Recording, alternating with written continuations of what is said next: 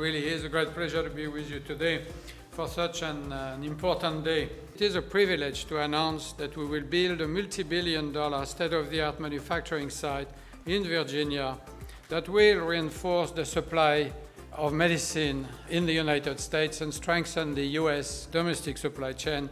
This investment is actually our largest manufacturing investment, and it's a cornerstone to a much larger investment that we are planning of about $50 billion between now and 2030 to build new manufacturing sites and R&D investments. With the completion of this investment, substantially all of AstraZeneca's pharmaceuticals sold in the United States will be produced in the United States.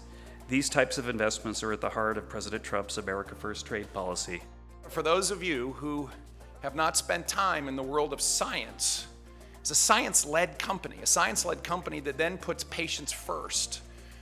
A science-led company that believes that they can transform patients' outcomes. And that is the kind of company that we all want. But I'm so proud to have AstraZeneca in Virginia.